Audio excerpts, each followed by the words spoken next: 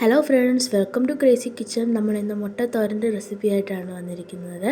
ആദ്യം ഒരു കടായി എടുത്തിട്ടുണ്ട്. അതിനകത്തോട്ട് കുറച്ച് വെളിച്ചെണ്ണ ആഡ് ചെയ്ത് കൊടുക്കുന്നുണ്ട്.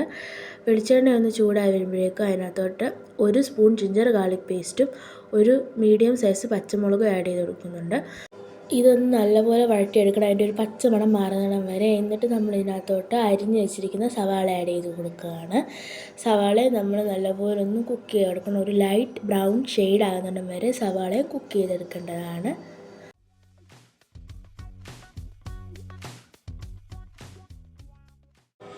ഓക്കെ, സവാള എന്നിട്ടൊരു ബ്രൗൺ കളർ ആകുന്നിടം വരെ നമ്മൾ അതിനൊന്ന് കുക്ക് ചെയ്തെടുക്കുന്നത്. ഇപ്പോൾ ഒരു ലൈറ്റ് ബ്രൗൺ ആയതിനു ശേഷം നമ്മൾ അതിനകത്തോട്ട് ഉപ്പ് ആഡ് ചെയ്ത് കൊടുക്കുകയാണ്. നമ്മുടെ ഈ സവാളയ്ക്കും മുട്ടയ്ക്കും എല്ലാത്തിനും കൂടെ ആവശ്യമായ ഉപ്പാണ് നമ്മൾ ആഡ് ചെയ്ത് കൊടുക്കുന്നത്. എന്നിട്ട് അതും നല്ലപോലെ ഒന്ന് മിക്സ് ചെയ്തെടുക്കുക. അത് നല്ലപോലെ ഒന്ന് മിക്സ് ആയതിന് ശേഷം നമ്മൾ ഇതിനകത്തോട്ട് നെക്സ്റ്റായിട്ട് തക്കാളി ആഡ് ചെയ്ത് കൊടുക്കുന്നുണ്ട്. ഞാൻ ഇവിടെ ഒരു മീഡിയം സൈസ് തക്കാളിയാണ് എടുത്തിരിക്കുന്നത്.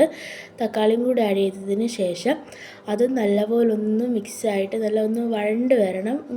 തക്കാളിയൊക്കെ ഒന്ന് ഉടഞ്ഞ് വരുന്ന ആ ഒരു സമയം വരെ നമ്മളതിനെ കുക്ക് ചെയ്തെടുക്കണം. നമ്മളപ്പോൾ അടച്ച് വെച്ചൊന്ന് കുക്ക് ചെയ്യണം. അത് തക്കാളി സവാള എല്ലാം ഒന്ന് ഇച്ചിരി കൂടെ ഒന്ന് കുക്കായിട്ടൊന്ന് ഉടഞ്ഞ് വരാനായിട്ട്.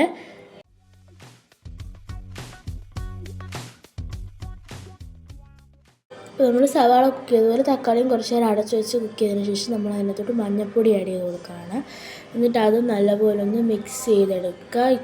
ഒന്ന് നല്ലപോലെ ഒന്ന് കുഴഞ്ഞ് വരണം. തക്കാളി സവാളയെല്ലാം നല്ലപോലെ കുക്കായിട്ട് വഴണ്ട് വരുന്ന ആ ഒരു ടൈമിൽ നമ്മളിനി നെക്സ്റ്റ് നമുക്ക് ഇതിനകത്തോട്ട് 1 സ്പൂൺ മുളക് പൊടിയും 1 സ്പൂൺ മല്ലിപ്പൊടിയും നമ്മൾ ആഡ് ചെയ്യുന്നുണ്ട്.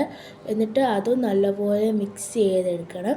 നല്ലപോലെ ഒന്ന് വഴണ്ട് വന്നിട്ട് ആ ഒരു ഓയിലൊക്കെ ഒരു തെളിഞ്ഞ് വരുന്ന ആ ഒരു ടൈം വരെ നമ്മളതിനെ മിക്സ് ചെയ്തുകൊണ്ടേ ഇരിക്കണം.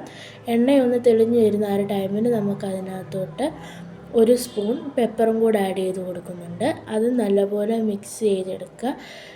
എന്നിട്ട് നമ്മളിവിടെ ഇനി നമുക്ക് മുട്ട ആഡ് ചെയ്യുക. നമ്മൾ മുട്ട എന്ന് പറയുമ്പോൾ നമ്മൾ മുട്ടയ്ക്കകത്ത് കുറച്ച് പാലും കൂടെ ഒഴിച്ച് മിക്സ് ചെയ്തെടുത്തിരിക്കുന്നതാണ് ഈ ഒരു മിക്സ്ചർ. അതും കൂടെ ആഡ് ചെയ്ത് കൊടുത്തിട്ട് നല്ലപോലെ ഒന്ന് യോജിപ്പിച്ചെടുക്കുക. ഈ മുട്ടയെ നമ്മുടെ ആ ഒരു സവാള തക്കാളി മിക്സും കൂടെ നല്ലപോലെ ഒന്ന് മിക്സ് ചെയ്ത് കുക്ക് ചെയ്തെടുക്കണം.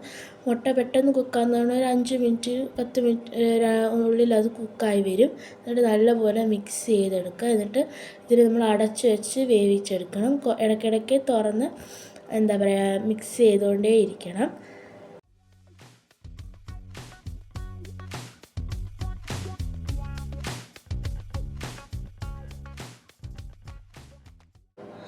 ഓക്കെ, എന്നിട്ട് നമ്മൾ ഒരുമാതിരി നമ്മൾ നല്ലപോലെ ഒന്ന് ചിക്കി എടുക്കുകയാണ്. ഇനി ഈ ഒരു ടൈമിൽ എണ്ണ വേണമെങ്കിൽ കുറച്ച് ഓയിലും കൂടെ ആഡ് ചെയ്ത് കൊടുക്കുക ഈ ഒരു സമയത്ത്.